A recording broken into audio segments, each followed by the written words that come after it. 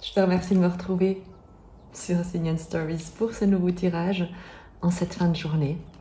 Comme toujours, c'est un tirage intemporel.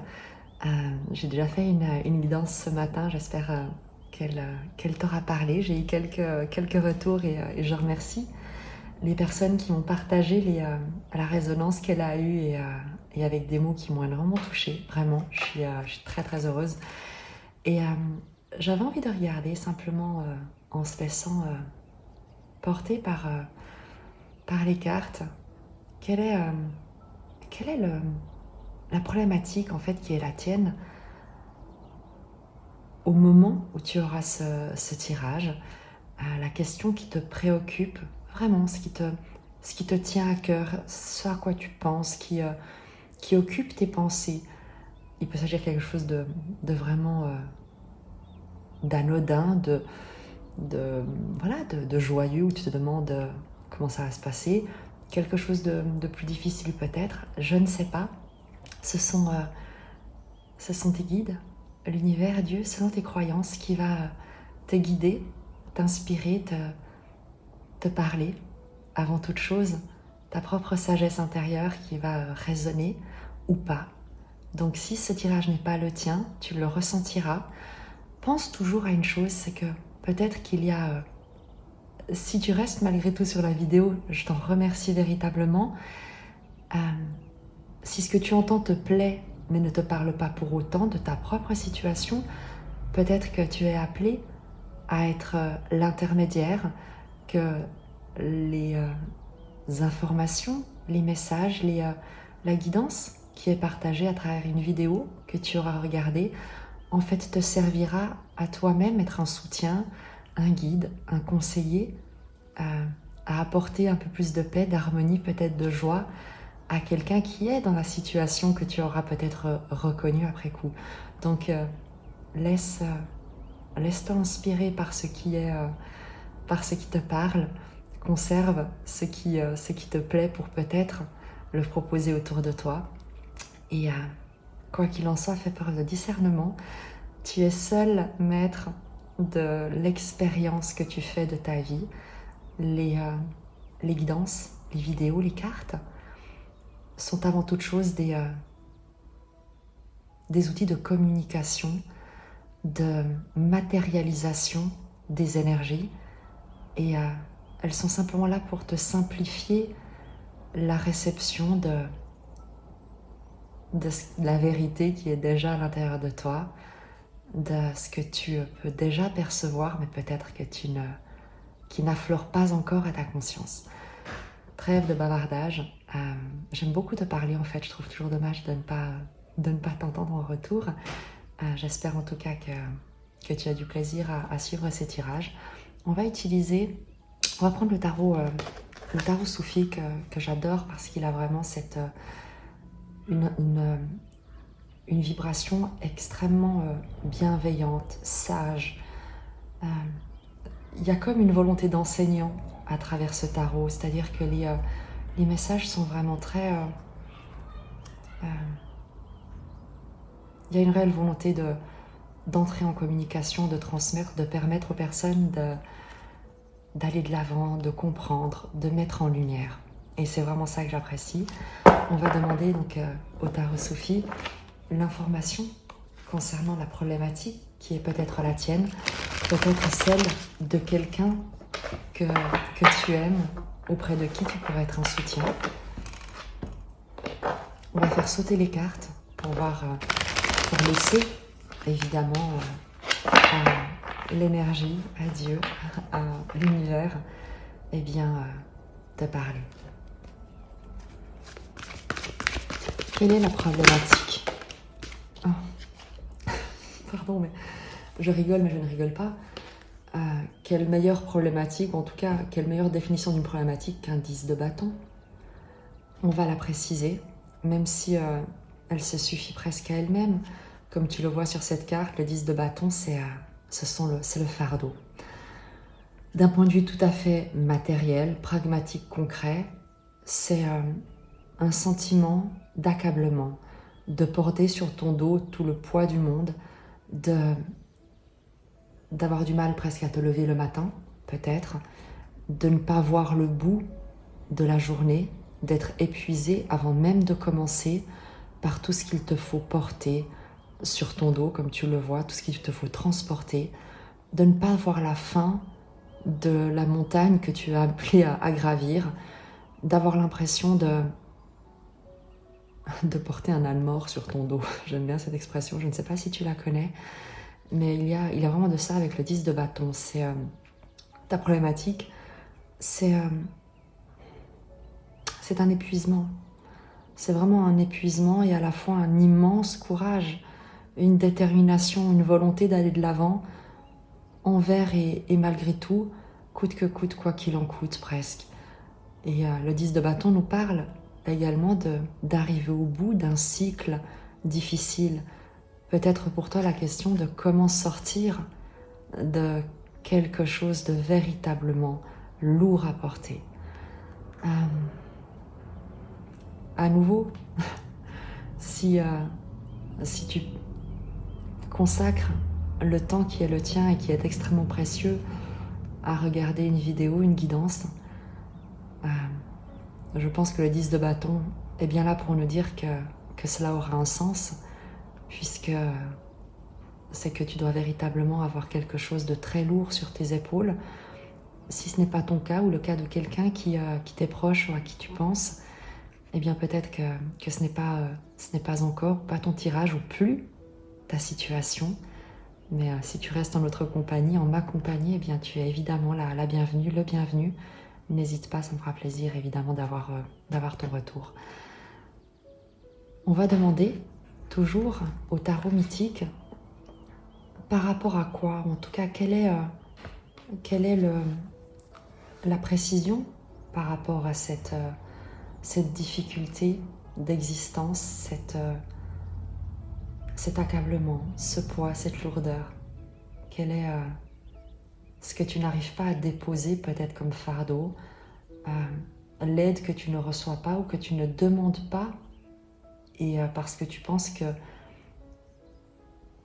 il te revient de tout assumer, de tout faire par toi-même, que personne ne peut comprendre ni te venir en aide, je ne sais pas. On va regarder quel est le domaine concerné. Vraiment, et je sais que Dieu répondra. Quelque chose du passé. 8 de coupe. Le 8 de coupe, c'est le fait de dire au revoir au passé. Et ce qui t'accable, c'est quelque chose que tu n'arrives pas à laisser derrière. C'est un passé comme qui te poursuit. 8 de coupe.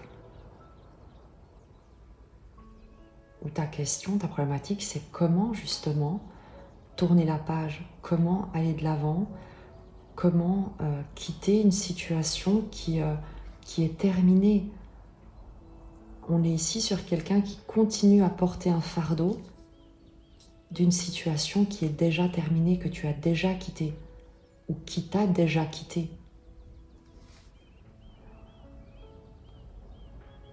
Je vais demander encore une précision. Encore une précision, s'il vous plaît. Pour la personne, pour les personnes qui ont besoin de voir leur chemin être éclairé, de simplement être reconnus également peut-être dans leurs difficultés pour pouvoir aller de l'avant.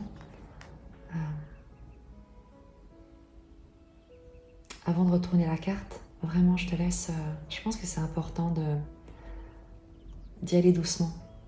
Je pense que c'est vraiment ce que tu as besoin, c'est d'y aller doucement maintenant. Juste pour le temps de ce tirage, tu sais quoi? De t'autoriser à t'arrêter, à poser le fardeau pour peut-être avoir les mains libres, pour accueillir ce qui pourrait être proposé comme message, comme reconnaissance, comme éclaircissement, comme lumière, comme soutien, comme amour. L'as d'épée. une vérité, une clarification, une libération.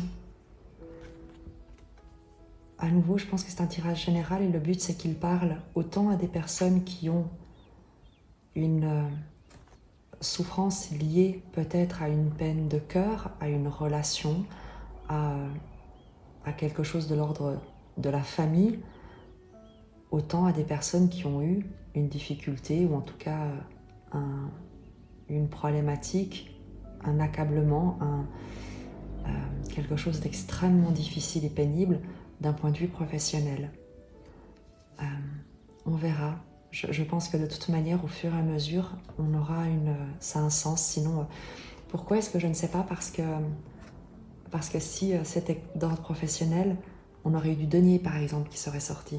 On aurait eu un empereur, on aurait eu un roi de bâton, par exemple. Si c'est de l'ordre du cœur, on aurait eu peut-être un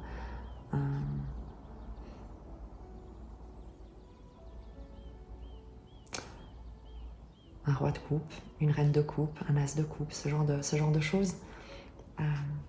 L'as d'épée vient nous dire qu'il est question ici, ta problématique, c'est de libérer, vraiment de couper définitivement avec un fardeau que tu traînes de quelque chose qui est terminé. Ce quelque chose peut être une relation amoureuse, sentimentale, familiale ou professionnelle. Et c'est quelque chose que tu continues à porter sur ton dos, dont tu n'arrives pas à te libérer. Voilà la problématique de départ qu'on va aller ensemble, peut-être clarifier, fluidifier, apaiser, accepter, accueillir.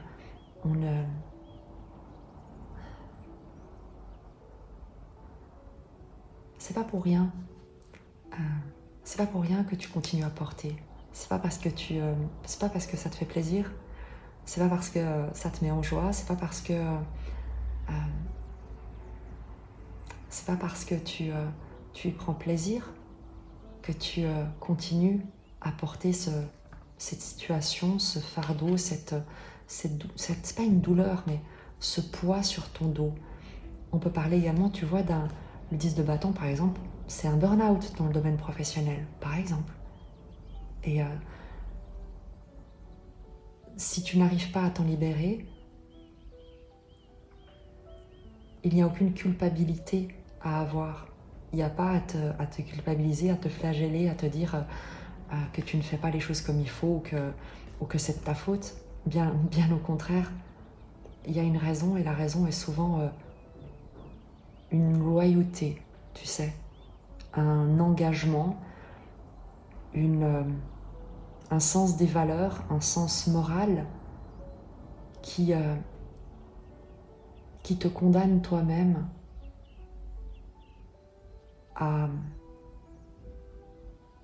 comme si tu étais fautif de quelque chose. Et c'est comme si tu ne t'accordais pas cette liberté parce que c'est comme si tu considérais que soit que ce qui s'est produit est de ta faute et que c'est bien fait pour toi, soit que ce qui s'est produit, eh bien, tu n'es pas capable ou tu ne peux pas t'en libérer seul ou tourner la page. On va regarder pourquoi est-ce que tu n'arrives pas à couper, à trancher, à t'en libérer, à vraiment dissiper cette illusion ou cette culpabilité presque. Moi j'ai une notion ici de culpabilité que tu portes. Par rapport à quoi? On va y aller vraiment petit à petit. Par rapport à quoi? Quelle est cette culpabilité, la situation?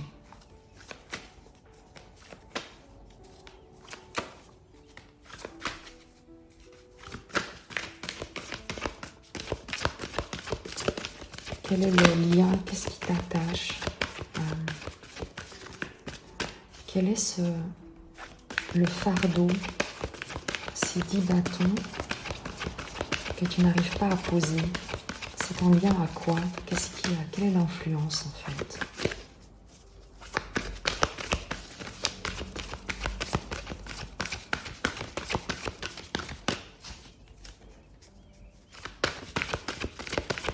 Quelle est l'histoire que tu te racontes et qui t'empêche de t'en libérer?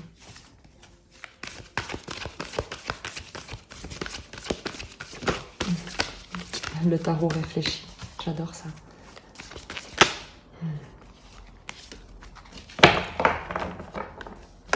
Le 3 de bâton.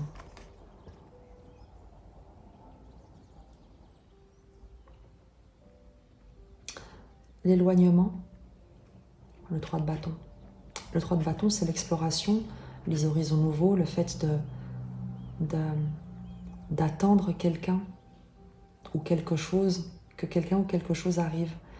Et ce qui t'empêche de te libérer de ça, c'est que je te parlais de loyauté, c'est que tu attends que ça revienne. Non pas que ça revienne, mais tu ne t'autorises pas à aller de l'avant. C'est ça que je veux dire. C'est comme si tu te disais que tu n'avais pas le droit d'aller de l'avant. Que tu ne pouvais pas, que tu abandonnes, que ce serait comme une manière d'abandonner quelque chose, quelqu'un, si tu allais de l'avant.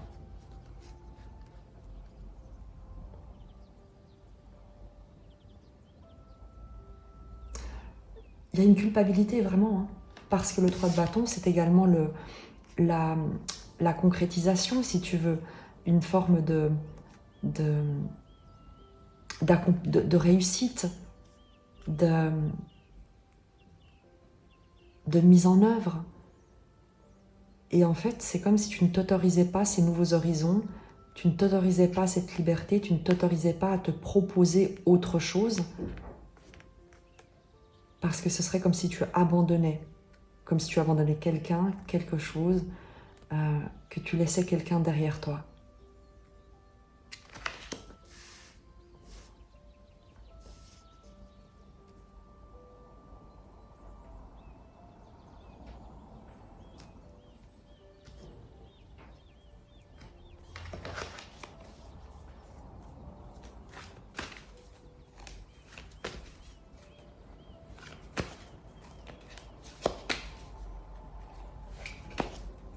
Il y a quelque chose que tu n'arrives pas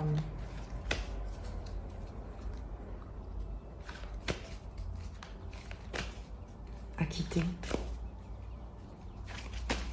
Qu'est-ce que tu n'arrives pas à quitter ou à...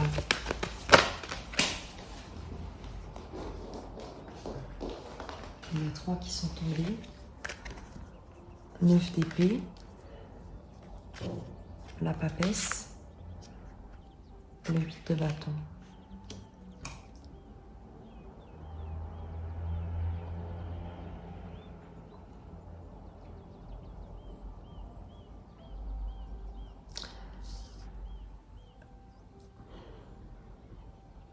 Le 9 d'épée, évidemment, va te parler de tout ce qui est anxiété, nuit blanche, angoisse.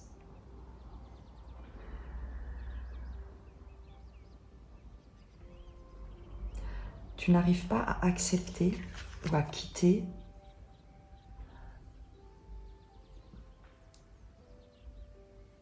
il s'est passé quelque chose dans le passé, forcément. Quelque chose qui a été incroyablement difficile. Incroyablement difficile. Pénible, lourd. Quelque chose qui t'a condamné presque. Condamné à l'exil, condamné qui t'a presque mis à terre, sans vraiment même te mettre à terre. Tu vois, tu n'as même pas eu la chance, entre guillemets, de pouvoir t'effondrer. Tu as dû continuer à avancer. Et tu es resté sur cette illusion, sur ce schéma de pensée de marche ou crève, en gros. Et tu ne t'autorises pas à te libérer de ce mécanisme de pensée, de cette conception que la vie est hostile et que tu es condamné à souffrir, et vraiment c'est marche ou crève. Le 3 de bâton, je te dis, est-ce que tu ne t'autorises pas, c'est les nouveaux horizons, c'est à abandonner cette expérience et ne plus te laisser définir par elle, mais vraiment t'en libérer. Et pourtant, cette expérience continue à influencer tes pensées et avec le 9 d'épée, la manière dont tu anticipes l'avenir. Et tu anticipes l'avenir d'une manière angoissée, anxieuse, pessimiste presque, extrêmement négative. La papesse et le 8 de bâton, c'est que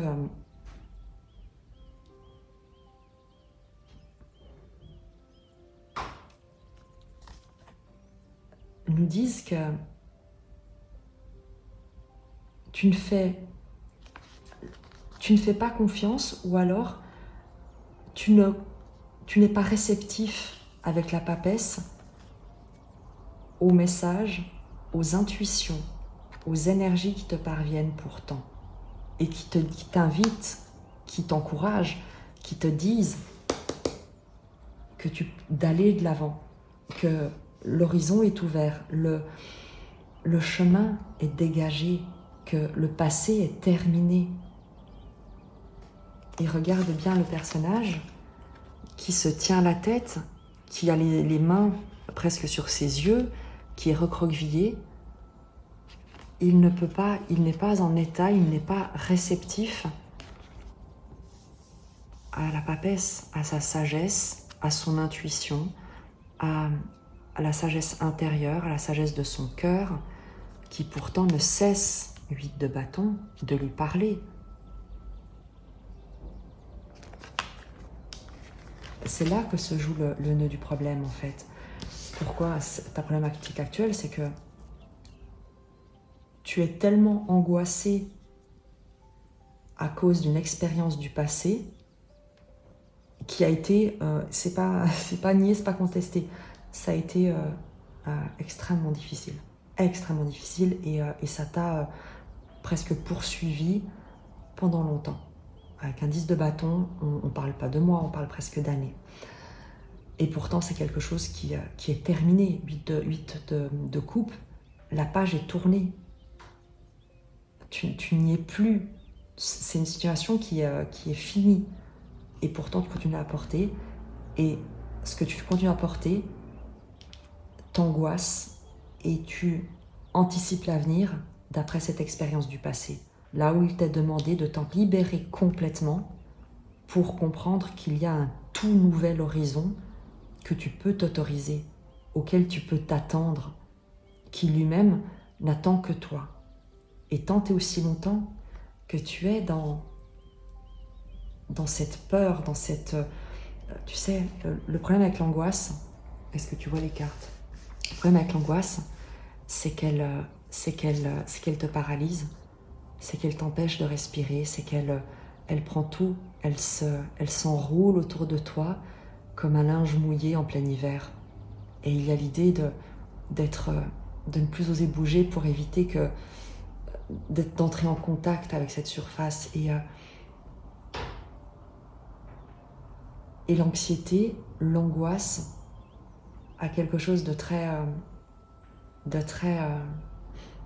insidieux. C'est que c'est un cercle vicieux. Tu le vois ici, c'est une spirale qui t'entraîne toujours vers l'arrière, vers le passé, et dans laquelle tu t'enfonces dans l'obscurité. Alors même qu'il t'est demandé, ou que tu es invité à t'ouvrir à des messages qui ne sont pas ceux de ton mental, de l'ego, du petit personnage en toi qui a vécu quelque chose de douloureux, mais de t'ouvrir à l'âme, à l'esprit avec un grand E, qui est connecté à des compréhensions, qui reçoit des informations, des enseignements, des énergies, autant dans le sens de renouvellement d'énergie pour pouvoir guérir, pour faire entre guillemets, que des énergies plus peut-être plus subtiles pour vibrer d'une autre manière, vraiment comme ça te parle. Le tirage est vraiment général, donc en fonction de ce qui te parle, tu le comprendras immédiatement. On a le tableau qui est plutôt précis pour le coup et qui va nous permettre de demander comment est-ce que tu peux t'aider toi-même. Parce que c'est ça ce qu'il y a à comprendre, c'est que tu peux te libérer toi-même, tu peux t'aider toi-même. Pas tout seul, évidemment. Des fois, il y a besoin de se faire accompagner. Il n'y a pas de honte et surtout pas de gêne à avoir par rapport à ça. Mais la décision, le choix, c'est toi qui dois le faire. Personne ne peut faire ce choix à ta place. Et le premier choix, c'est de décider de ce à quoi tu veux t'ouvrir, te consacrer ton attention, quelles sont les voix que tu veux écouter à l'intérieur de toi. Est-ce que tu veux entendre les pensées négatives issues du passé qui te parlent d'un monde hostile, de fatalité, de danger, d'impasse, d'absence de solution? Ou est-ce que tu décides de faire le vide, le calme, la papesse, de revenir à l'intérieur de toi, de faire silence par rapport à toutes les voix qui pourraient te parler du passé et de comment ce passé pourrait continuer dans ton avenir, de choisir de faire silence et demander à recevoir la vérité, de comprendre, d'entendre la vérité de l'univers, de Dieu, des guides, de la vie, de l'amour qui est là pour toi, dans le présent et pour l'avenir, et de mettre et de cesser de donner du temps, de l'espace, de l'importance, de la présence à quelque chose qui te paralyse, qui t'emprisonne, qui t'enferme et qui te maintient, qui te condamne à continuer à porter ce fardeau sur ton dos. Donc, comment est-ce que tu peux t'aider? Comment est-ce que tu peux t'aider? Vraiment, on va y aller tout doucement parce que c'est pas facile en fait, vraiment. Et il n'y a aucune culpabilité ni aucune honte à avoir par rapport à ce que tu peux ressentir au moment où tu as ce tirage. Vraiment. Le message qui est là pour toi, en tout cas à ce stade, c'est que on te parle.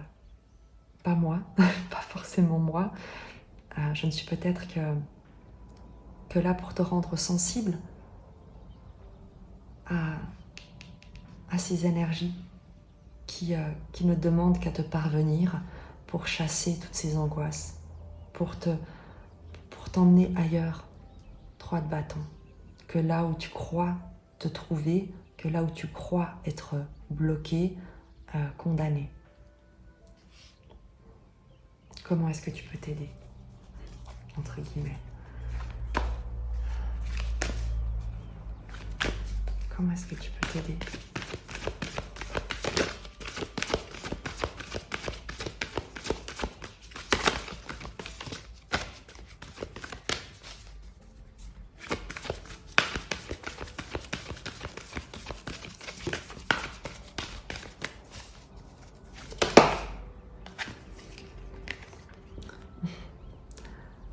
De coupe.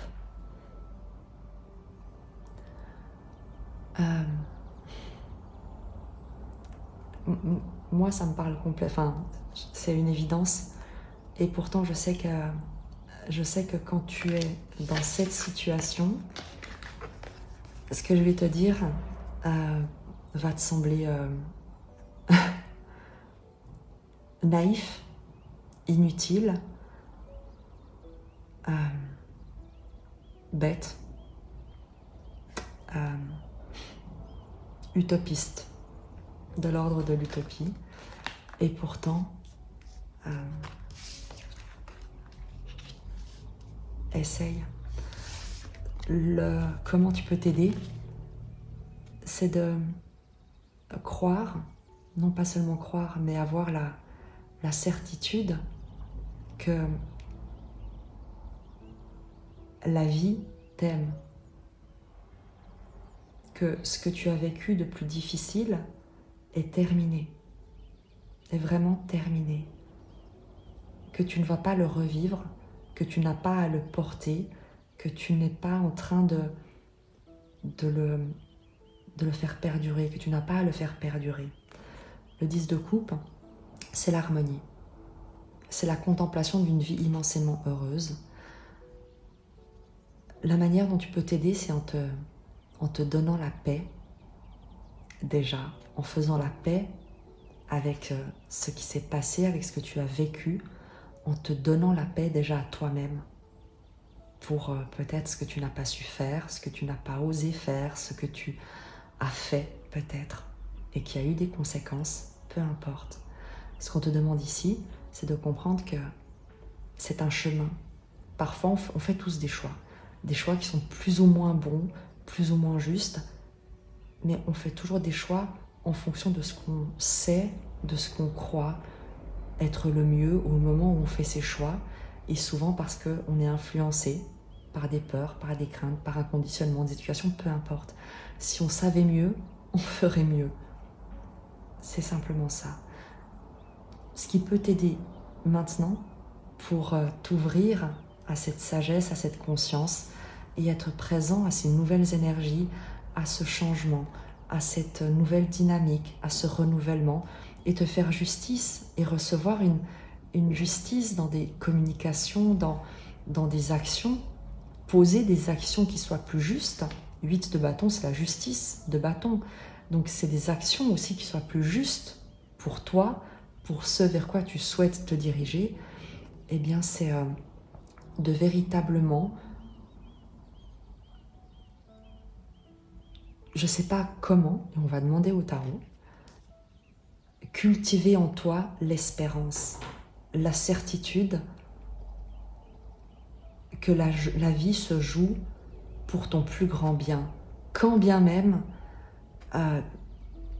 tu ne verrais pas encore de quelle manière. Ouvre-toi à la magie de la vie, à la richesse de la vie, à te dire que la vie est là, dans le présent, et que ce qui est présent porte une promesse presque, une promesse de guérison, une promesse de joie, une promesse d'abondance. La roue de fortune de coupe, c'est comme une batterie émotionnelle, une roue de fortune d'émotions qui recharge, qui tourne et qui emporte l'existence dans quelque chose d'heureux, dans des partages, dans une communauté, dans un environnement accueillant, sain, paisible, harmonieux. Cultive en toi, le premier conseil qu'on te donne, c'est de cultiver en toi, et c'est pour ça que je te disais que ça va te paraître utopique, simple et ridicule, de cultiver en toi ce que tu te souhaites de meilleur et d'y croire. De chérir, faire grandir, penser, ressentir, rechercher tout ce qui te met en joie, tout ce qui te laisse en paix, tout ce qui contribue à enrichir ta curiosité, ta joie de vivre, l'envie de partager avec un environnement, avec des personnes. Il y a ici l'idée vraiment de croire que la vie n'est pas là pour... elle ne se joue pas contre toi. Et s'il y a eu des difficultés, il y a il y a une phrase que j'aime beaucoup et tu verras comment elle te parle. N'hésite pas à te l'approprier selon ce qui pourra t'aider. Mais si on te parlait ici de cette immense difficulté qui te cause de l'angoisse aujourd'hui, et tu pourrais me dire, ouais mais t'es bien gentil parce que tu me dis que la vie même, ouais mais bon en fait par le passé, je suis pas tout à fait convaincue qu'elle m'ait aimée vu ce que j'ai subi. Et je suis d'accord avec toi. Et c'est là où je vais te répondre, parce que c'est quelque chose qui pour moi est une vérité, pour le coup. C'est que si Dieu, la vie, l'univers, la source, selon tes croyances toujours, si Dieu a tout permis, y compris s'il a permis que tu traverses un moment d'adversité phénoménale, il n'a pas tout inspiré. Il n'a pas inspiré cette situation que tu as traversée. Par contre, il s'en servira pour te ramener jusqu'à lui. La papesse, 8 de bâton, 10 de coupe. Il utilisera tout, même ce qu'il n'a pas inspiré, pour que tu retrouves le chemin de la maison, pour que tu retrouves l'espérance, pour que tu apprennes à cultiver en toi la joie, l'espérance, la reliance, la sagesse qui est la tienne, ton essence. Je ne sais pas comment ça veut te parler, mais c'est une manière en tout cas de te dire que oui, la vie t'aime. Si Dieu a tout permis, il n'a pas tout inspiré, mais il se servira de tout pour te ramener jusqu'à lui. Mais c'est à toi également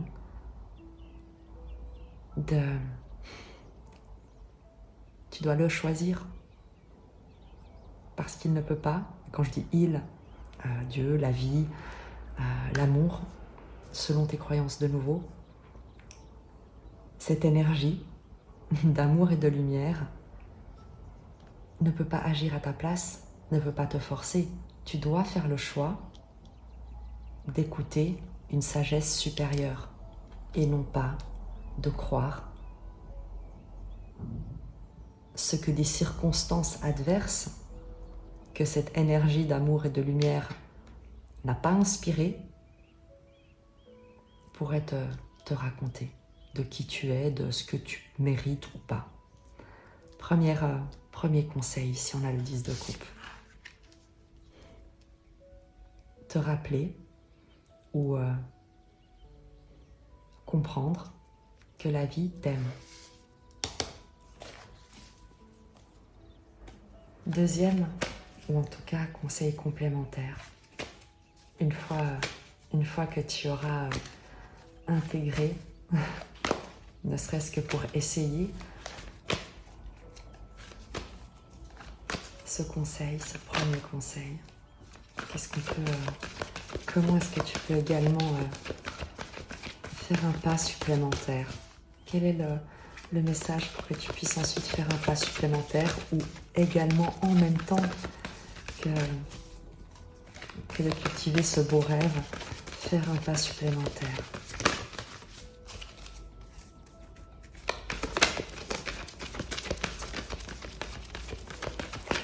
Et tu vois, j'ai l'impression ici que c'est un message vraiment un message, non pas d'urgence, mais la trousse de premier secours pour quelqu'un qui fait une crise de panique. Tu vois, là maintenant, tu es en panique au sujet de quelque chose, et là, c'est comme si on voulait intervenir rapidement pour que dès maintenant tu puisses trouver un espace de calme et de paix. Et les choses vont se dérouler ensuite, mais c'est comme une stratégie, entre guillemets, qui est là pour que tu puisses l'utiliser immédiatement, qui pourrait être immédiatement efficace, un baume immédiat presque. Tu vois ce que je veux dire? Un apaisement immédiat.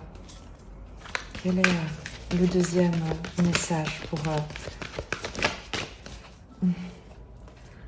cavalier de bâton?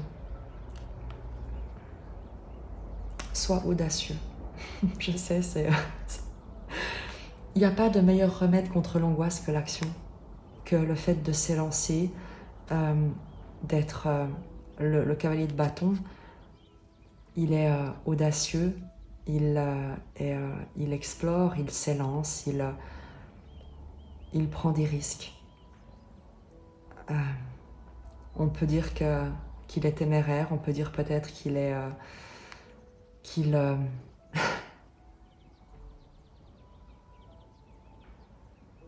Quel est le mot? Qu'il peut se brûler les ailes, qu'il risque de se brûler les ailes, et pourtant c'est le conseil, n'aie pas peur de te brûler les ailes. Tu ne risques rien. On te dit ici ose. C'est vraiment ce qu'on te dit. Le message est vraiment très simple, c'est ose. Le remède contre l'anxiété, c'est l'action. Quelle que soit cette action. Écrire, sortir, appeler quelqu'un, faire ce que tu as toujours rêvé de faire mais que tu n'oses pas faire parce que ça te fait peur. Ose. Mets-toi en action et ne te pose pas de questions, tu sais, on est sur un cavalier de bâton, on n'est pas sur un roi de bâton, on n'est pas sur l'obligation de maîtriser, de dominer, d'être un leader inspirant, inspiré et d'assumer des grandes responsabilités. Le cavalier de bâton, il ne se pose pas de questions, il agit et il verra bien ce qui se passe et il se laisse emporté par son enthousiasme. On va te demander ici, vraiment, tu vois, en plus il y a le papillon qui volait autour de la flamme.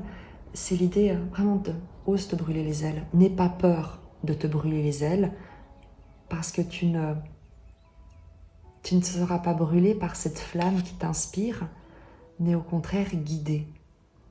Et laisse-toi guider par une passion, par une inspiration, par une action, quelle qu'elle soit.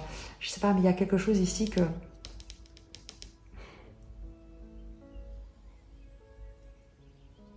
Je vais demander une précision pour que tu puisses peut-être... Parce que si tu es dans cet état-là, il y a quelque chose que tu sais, mais que tu refuses de faire. Et je pense que tu es tellement noyé sous des pensées et dans un schéma bloquant que je ne suis même pas sûre que tu te reconnaisses ce qui pourtant est une passion, où tu vas me dire, mais moi j'ai pas de passion, j'ai pas le temps pour ça, je suis tellement épuisée. Et en fait, c'est le deuxième conseil, c'est vraiment mets-toi en action à travers ce qui te rend curieux, t'inspire, te passionne. Prends un risque. Ose prendre un risque. On va demander une précision et on verra ce qui sort vraiment pour peut-être par l'image ou par effectivement le sens, la symbolique du tarot. On verra ce qui peut peut-être t'éclairer avec cette bougie. Quelle est l'action, ou en tout cas le risque qu'on te demande d'oser pour sortir de cette prison de peur, de pensée, d'anxiété, d'angoisse? Qu'est-ce que tu dois oser? Ou qu'est-ce qu'on t'invite à oser pour que tu puisses peut-être reconnaître cette passion qui est présente en toi et que peut-être tu ne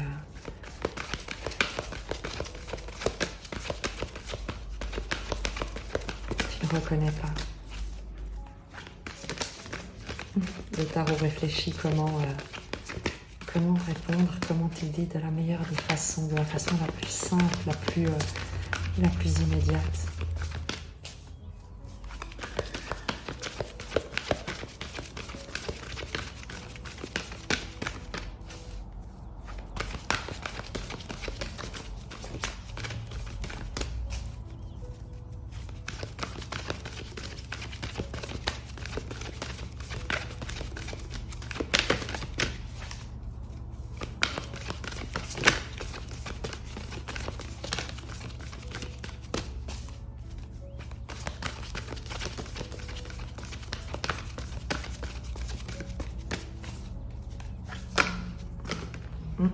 Beaucoup trop de cartes. Aucune ne s'est vraiment retournée, mais ça va venir. Ne t'en fais pas. J'ai aperçu l'étoile. J'ai l'impression, tu sais, que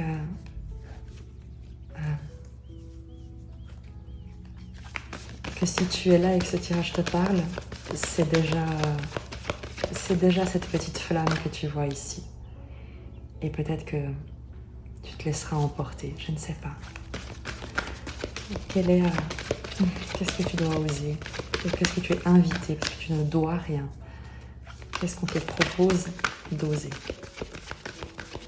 Vers quoi est-ce que tu es invité à te diriger peut-être? À diriger ton action?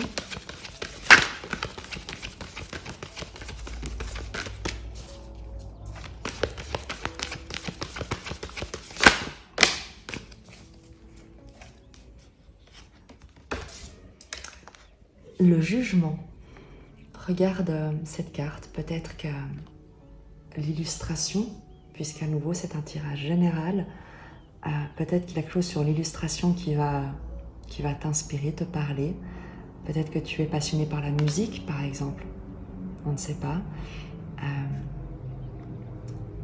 Dans son tu vois, jouer devant un public, peut-être. Dans sa symbolique archétypale, donc du jugement dans le tarot traditionnel, ce que tu es, l'action que tu es invité à poursuivre, ce vers quoi tu es invité à te diriger, ce que tu dois oser, eh bien c'est oser renaître. Je ne sais pas comment dire. Le jugement, c'est se réveiller d'entre les morts. Je suis navrée de le dire comme ça, mais c'est vraiment ça. Tu vois les momies qui sont ici et les papillons lumineux avec le musicien qui joue de sa flûte et ces cocons, en fait, ce n'est pas des momies, mais c'est les cocons des papillons. C'est l'idée d'oser sortir de ta chrysalide. On retrouve également le papillon ici. Il y a l'idée d'oser renaître, d'oser te montrer, d'oser sortir de ta chrysalide, d'oser comprendre que tu as le droit à un nouveau départ. C'est également l'idée de retour. Donc d'oser peut-être, tu sais, si tu as subi une peine de cœur ou une situation professionnelle dévastatrice, eh bien d'oser te reproposer cette activité professionnelle qui t'a peut-être traumatisé, en étant cette fois beaucoup plus sage, avec d'autres compréhensions, en comprenant que ce n'est pas parce que ça s'est mal passé à l'époque que ça va se reproduire, parce que tu n'es plus la même personne, parce que tu as compris des choses, parce que tu as une autre sagesse. Également, dans le domaine sentimental, oser te reproposer une relation, par exemple. Mais ici, en tout cas, le fondement, le fil rouge, le principal message, mais comme tu le sais, tu l'as vu, qu'il y a eu qui a mis du temps à sortir, on va vraiment te demander de sortir, de revenir d'entre les morts. Je n'ai pas d'autre mot qui vient comme ça. De revenir à la vie. On l'avait aussi avec le 10 de coupe. Reviens à la vie.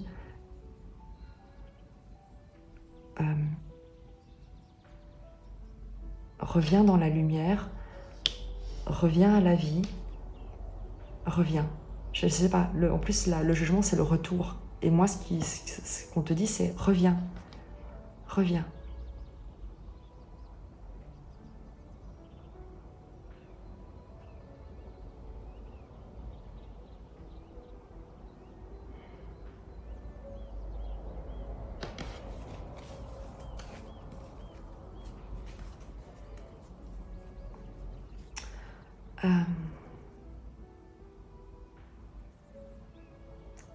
Je vais prendre une dernière carte avec le tarot, si elle veut sortir. Et ensuite, je prendrai un message avec les oracles. Parce que là, il y a quelque chose de très, vraiment de très fort que tu es appelé à entendre. Reviens à la vie. Je sais pas.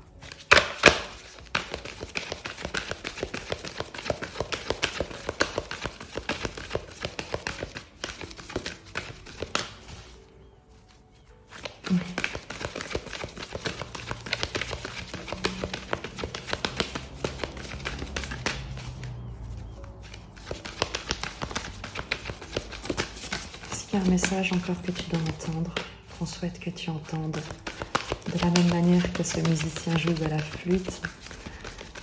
Est-ce qu'il y a un message que tu dois également entendre?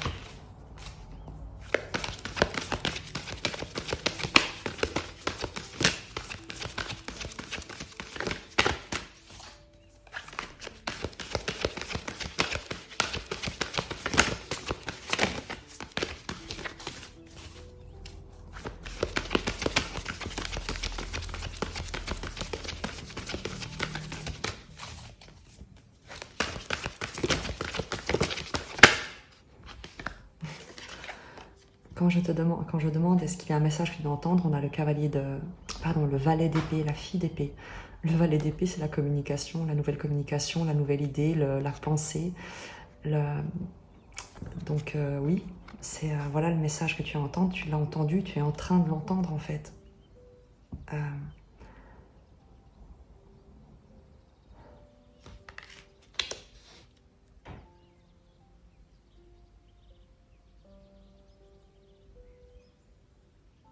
On te parle. On veut te parler, valet d'épée. On communique.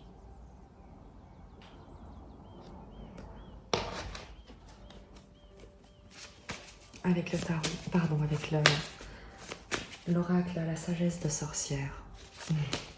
Quelle est cette communication? La carte sort immédiatement. Le chaudron. Je vais te la lire évidemment et on en prendra d'autres pour t'accompagner.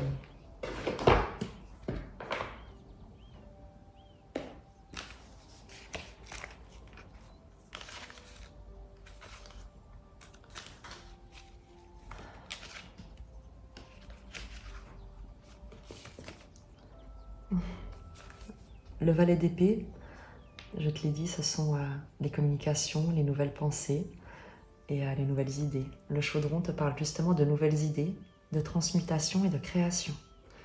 En Occident, les chaudrons sont associés de longue date à la sorcellerie. L'un des plus célèbres est sans doute le chaudron de l'inspiration poétique utilisé par la déesse celte Serdwen pour préparer une potion permettant d'acquérir la sagesse et le savoir. Il est impossible de créer dans un environnement stérile. Les idées nouvelles résultent de la mobilisation de nombreux concepts et points de vue brassés dans les profondeurs du subconscient avant d'émerger sous une forme neuve.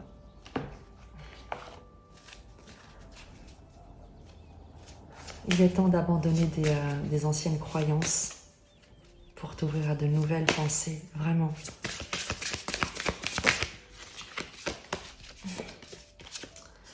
La lumière.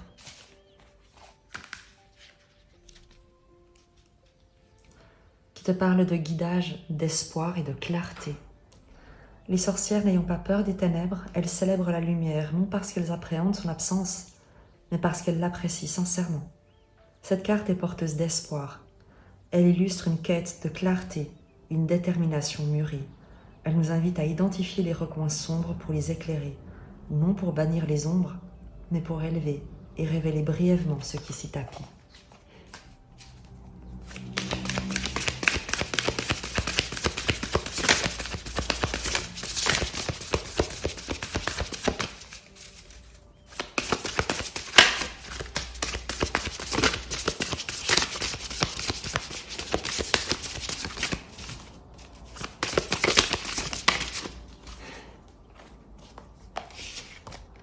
Et tu as la pierre levée.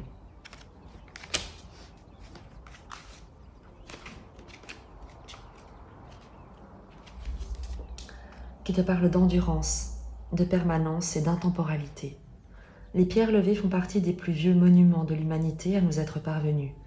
Des pierres à serre de l'Antiquité mongole au cercle breton de l'âge de bronze. En passant par les cercles mégalithiques de Sénégambie, ces monolithes témoignent du passage du temps et du tumulte des empires déchus. Cette carte symbolise la persévérance et l'endurance, ainsi que la résistance face à l'adversité.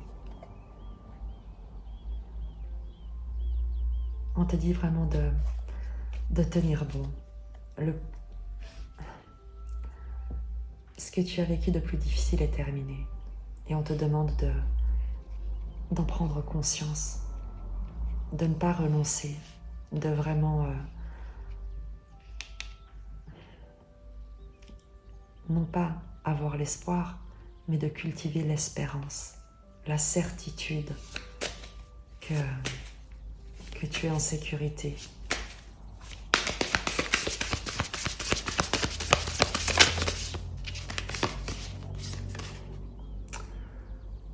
L'enfant du crépuscule.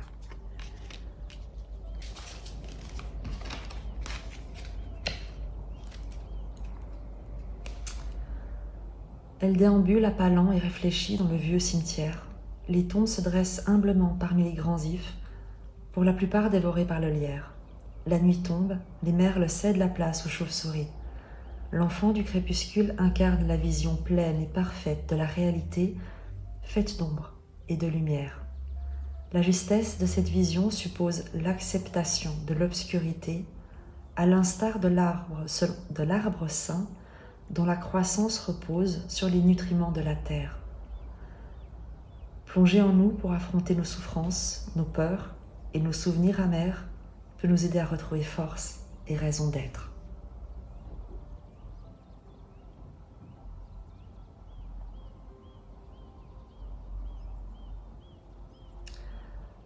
À propos de cette sorcière, peut-être que ça te parlera. Kaya est née en Indonésie et passa l'essentiel de sa vie à voyager. Elle était musicienne. Sa démarche créative s'attachait à l'expression de la beauté qui réside dans les ténèbres.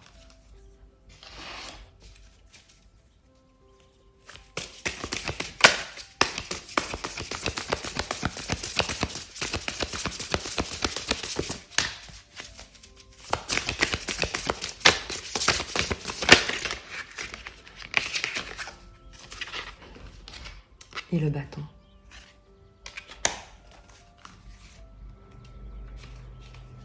Aventure, clairvoyance, expansion.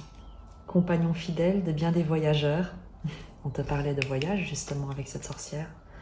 Le bâton prend la route avec eux et soulage leur longue journée de marche.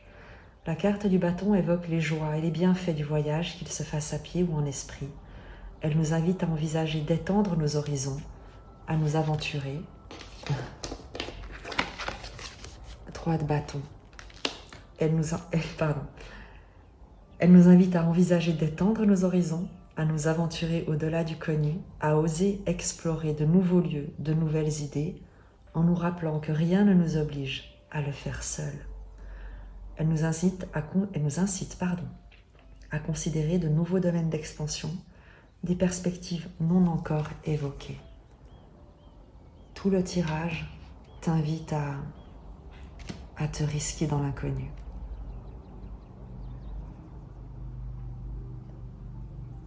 En te sentant, en ayant la certitude que tu es soutenu.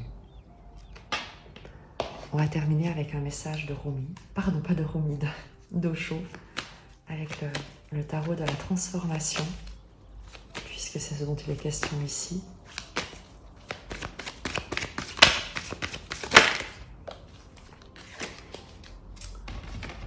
La folie du cœur et la gratitude. Je crois que tu vas beaucoup aimer ces messages. Je vais te les lire, évidemment. Je vais commencer par la gratitude, la 29.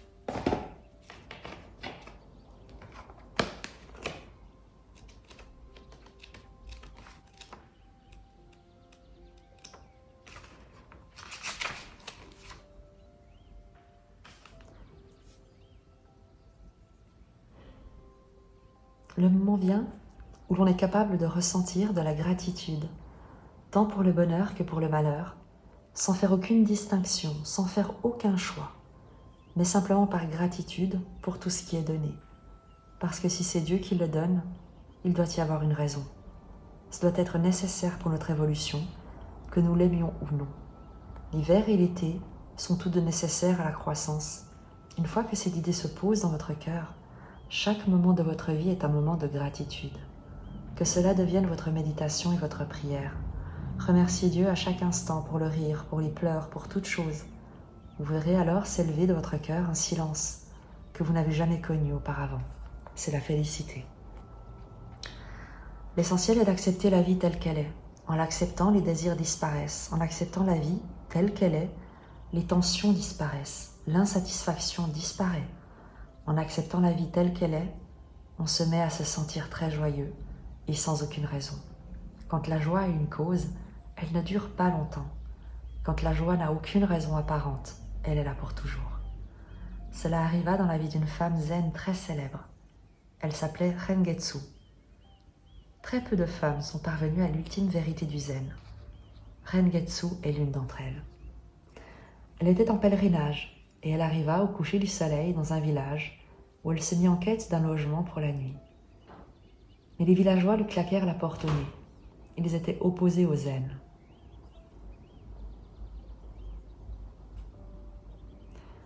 Il devait s'agir de bouddhistes traditionnalistes qui ne voulaient pas que cette femme reste chez eux. Ils la chassèrent hors de la ville.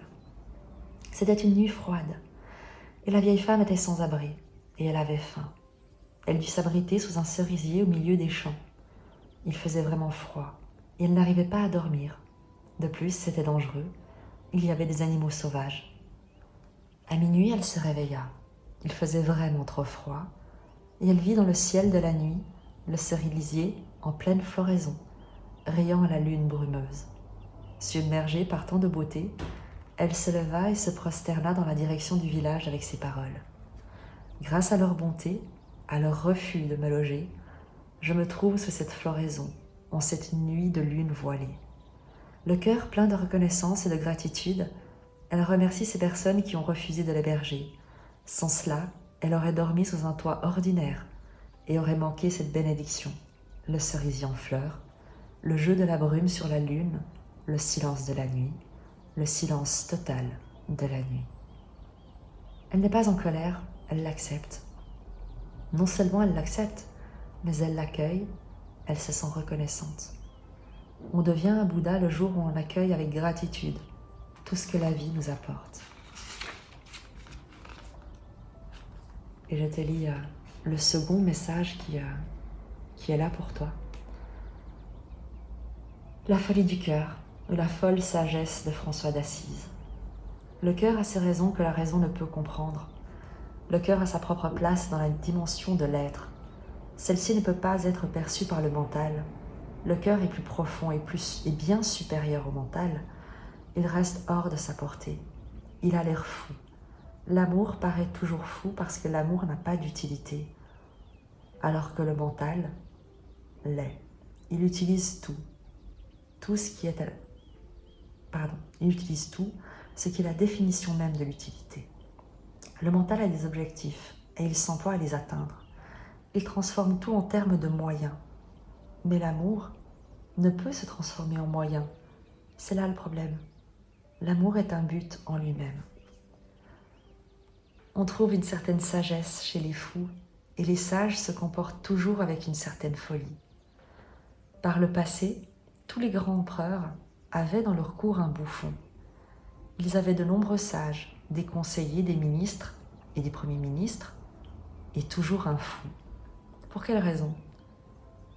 Parce qu'il existe certaines choses que seuls les fous peuvent comprendre et qui échappent aux soi-disant sages. Ils sont si bêtes que leur fourberie et leur habileté leur ferment l'esprit. Un bouffon est simple, mais très utile, car souvent les soi-disant sages, par peur de l'empereur, évitaient de parler. Un idiot n'a peur de personne. Il s'exprime, quelles qu'en soient les conséquences. C'est ainsi que les fous se conduisent, simplement, sans penser à ce qui en résultera. Quelqu'un d'ingénieux pense toujours en résultat avant d'agir.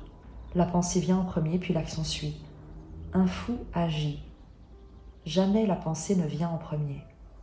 À chaque fois qu'un individu réalise l'ultime, il ne ressemble pas à vos sages, il ne le peut pas. Il est plutôt comme l'un de vos fous, mais certainement pas comme un de vos sages. Après son illumination, saint François prit l'habitude de se faire appeler le fou de Dieu. Le pape était un sage, et lorsque saint François lui rendit visite, le pape se mit à penser que cet homme était devenu fou. Le pape était intelligent, calculateur, rusé, sinon comment aurait-il pu être pape ? Il faut traverser beaucoup de jeux de pouvoir pour réussir à être pape. Il faut être diplomate, il faut avoir une certaine compétitivité agressive pour regarder les autres, savoir les utiliser pour avancer et ensuite s'en débarrasser. C'est de la politique. Un pape est un chef politique. La religion est secondaire, voire inexistante. Comment un homme de religion peut-il se battre, être agressif, afin d'accéder à un poste ? Ce ne sont que des politiciens. Saint François rendit visite au pape, et celui-ci pensa qu'il était fou. Mais les arbres, les oiseaux et les poissons pensaient différemment. Lorsqu'il se rendait à la rivière, les poissons sautaient de joie et célébraient sa venue. Nombreux sont ceux qui purent observer ce phénomène. Des milliers de poissons sautaient simultanément. Toute la rivière était en pleine frénésie. Saint François venait d'arriver et les poissons s'en réjouissaient. Et quel que soit l'endroit où il se rendait, les oiseaux le suivaient. Ils venaient se poser sur lui, sur son corps, sur ses genoux. Il comprenait bien mieux ce fou que ne le faisait le pape. Même les arbres asséchés et moribonds se mettaient à reverdir et à fleurir lorsque saint François s'approchait d'eux. Ces arbres comprenaient bien que ce fou n'était pas un fou ordinaire. C'était le fou de Dieu. Je crois véritablement que tu avais besoin d'entendre ce message et à quel point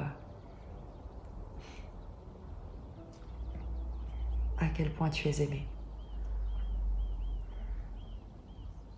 Je t'embrasse et je te dis à très vite.